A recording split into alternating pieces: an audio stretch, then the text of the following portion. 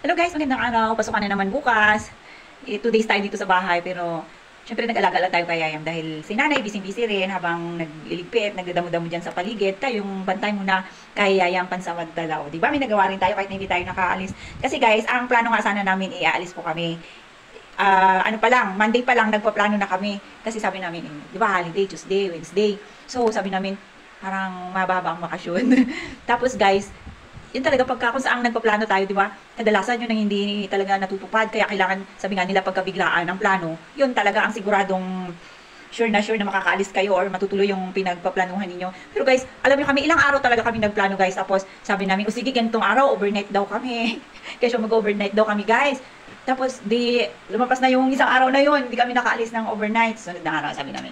Sabi namin guys, dapat maaga tayo maalis, alas 5 pa lang, alis na tayo para para sulit yung buong araw. At ito na nga guys, hanggang mag-alas 9, alas 10 na, itong isa, si Tata, alam nyo naman, pa GC pa kami. Alam nyo ba guys, may GC kaming tatlo. Tatlo lang rin naman kami, member doon. Yun talaga yung GC ng mga tumatanda na guys, hindi na nagkakaintindihan minsan. Kaya, alas 10 na, alas 11, nagsisisihan na kami, guys, ano ba, saan si ano, ganun. Nawawala na, tapos sabi, sige, kahit na raw magpapahangin na lang kami, juray-juray na lang kami tatlo. So, ayun guys, anong oras na ito, alas 4, sa wakas, hanggang ngayon, wala pa rin nangyayari. So, sabi ko nga sa kanila guys, pero okay lang din naman sa amin, kasi, syempre may mga anak din kami na inaasikaso, at, yun na nga, si Mami Joyce kasi, yung isa naming kasama, may may mga assignment din yung kanyang mga anak. So, wala naman din ibang inaasahan. Alam nyo naman kami guys, wala kaming mga haligi ng tahanan na kasama sa loob ng bahay. So, ganun talaga. Tapos itong si Tata guys, habang nag-aantay kami sa kanya, siya naman panay ang linis ng kanyang bahay. So, sobrang sipag, inabot na siya ng tanghali nung naisipan niya na buksan yung aming GC. Kaya, ayun, ganun talaga. Pagbigyan na lang namin ng bawat isa, alam nyo naman na ang mga kasama ko sila na yung padre di pamilya, sila pa yung nanay, di sila na. Kanina nga guys, inip na inip ako dito sa bahay at hindi ko alam ang gagawin ko. Kakantay ko talaga sa kanilang dalawa. At habang nag-iikot-ikot nga ako dito guys, yung dalawa pala parang naiinip din si nanay at ang kanyang apo. Pero sa totoo lang guys, hindi po talaga ako sanay na walang ginagawa. Kahit na sa araw, gustuhin ko mang matulog. Pero pagka naisip ko na marami akong gagawin, mas gustuhin ko pa guys na simulan ko yung mga gusto kong gawin, gusto kong tapusin. Para po pagka dumating yung time na kailanganin ko or aalis ako, hindi po ako mangarag, hindi po ako nagmamadali. Kasi alam nyo guys, mabagal na po ako ngayon kumilos, hindi po ako tulad dati na talagang kahit nabilangan mo ako guys ng 1 to 10, kayang-kaya ko tapusin yung aking ginagawa. Ganun ako kabilis.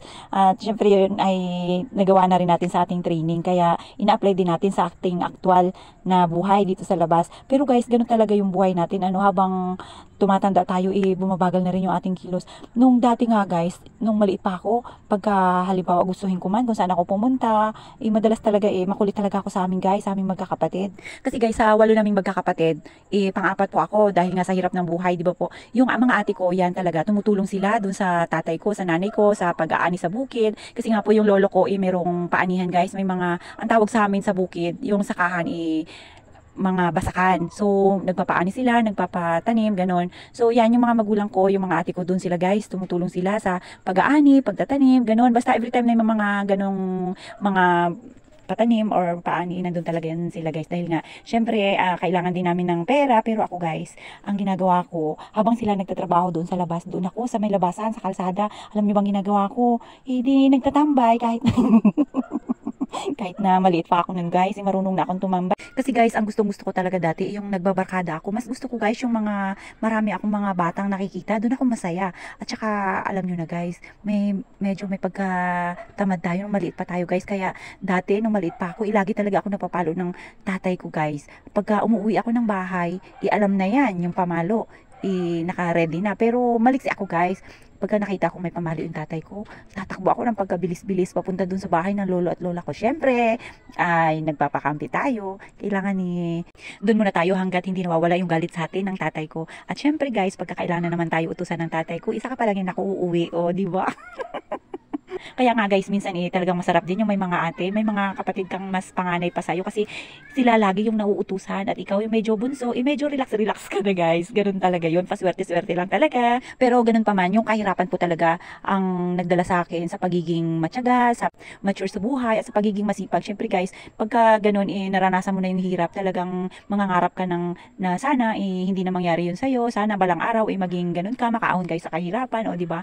Nang dahil doon, syempre sa kahirapan, marami kang mga pangarap na gustong tuparin na ayaw mo nang mangyari pa sa mga susunod or sa mga magiging anak mo, di ba? Ganun lang buhay. Dati nga guys, nung nag-aaral pa ako, syempre parang nahihiya pa ako dahil nga mahirap kami. Yung mga classmate mo, may mga masasarap na baon, may mga pera silang baon. Ako, pagka pumapasok ako guys nung elementary, nagdadala pa ng bayabas, ng mga prutas na pwedeng ibenta doon sa school para lang may makain tayo. Kasi yung iba guys, bumibili sila ng mga bayabas kasi wala silang mga tanim na gano'n, may pera lang sila. Kami, may mga prutas kaming mga tanim doon sa bahay, kaya yun ang dinadala namin sa school. Parang nagbebenta kami para makakain din kami ng mga ice candy, may mga tinapay, burger sa schools. Talagang lahat gagawin para lang mapunan yung ating kagustuhan. Ganun talaga. At dahil nga guys, sa kagustuhan ko rin na makatapos na aking pag-aaral, na kahit na elementary pa lang ako, nag-iisip na ako guys. Kasi nga syempre marami akong mga kasabayan na mga medyo may kaya rin. At gusto ko rin makatapos din ako ng aking pag-aaral, matuntun ko rin yung pagiging college, maranasan ko rin yung ganun guys.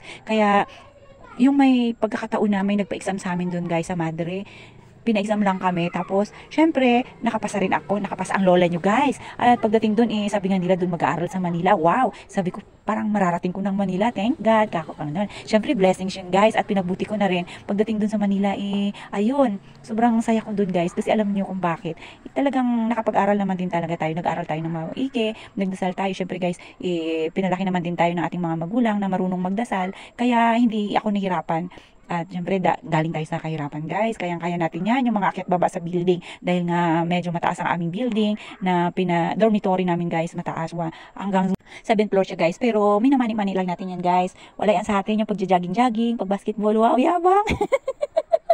At pagdating nga guys, nung malapit na kaming graduate, yun na, nag-iisip na naman ako, gawa ng, syempre wala kaming pera guys, at yung mga kasama ko mag-aaral ng college, hindi ako gaya-gaya rin, oo, mag-aaral din ako ng college, pero guys, sa totoo lang, hindi ko alam kung saan ako kukuha ng pantuition ko. At yun na nga, pagdating nga dito sa Palawan, umuwi kami ng Palawan, syempre guys, pinauuwi yung mga gusto mag-aaral ng college at mga magulang na ang magpapaaral sa iyo. So, yung family mo na ang gagastos guys. So, nag-iisip na ako guys, buti na nga lang, talagang mabait ang Diyos dahil nga may mga pinadala siyang tao na para matulungan tayo at makatapos tayo ng ating pag-aaral. At yun na nga guys, nag-take tayo ng mga exam dyan, ng mga pa-scholar, ng mga politiko. At yun, kahit pa paano guys, malaking tulong po talaga sa atin yun. At ang pinroblema na lang natin doon is yung ating mga allowances. At syempre guys, yun na naman, problema na naman sa mga allowance, araw-araw.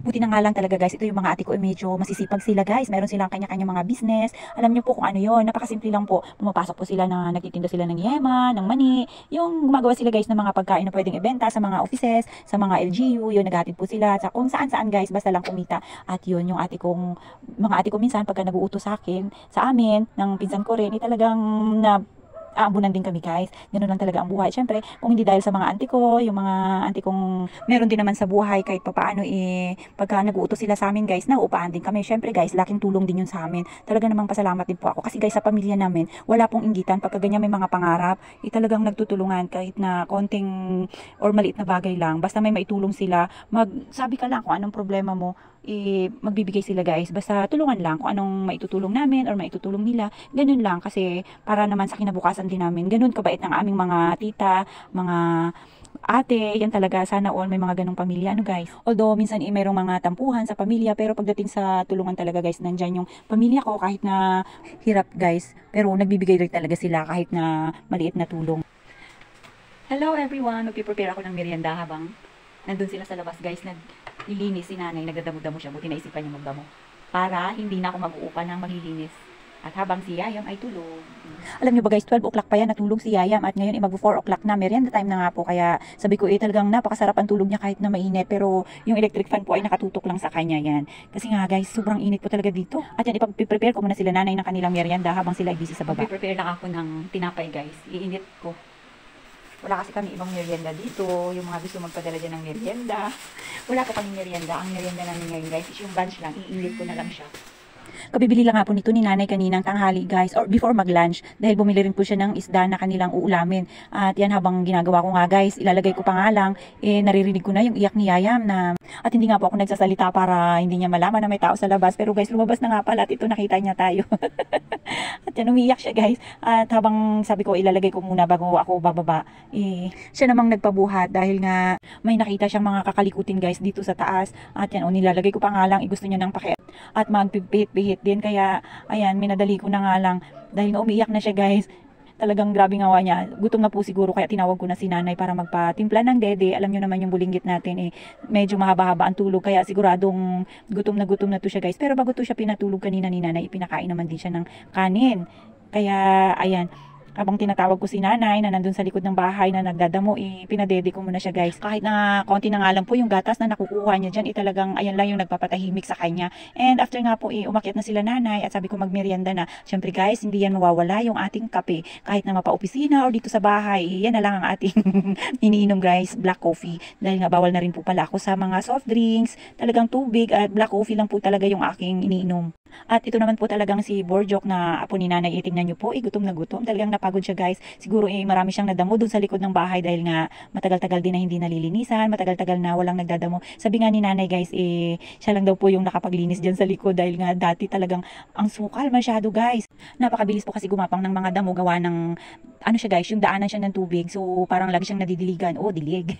Kahit talaga sa last part na ng ating video, may pagganon pa. So guys, paano ba yan? Hanggang dito na lang muna yung ating video. Sana po nag-enjoy kayo sa panonood. Thank you very much for watching everyone. Bye bye po.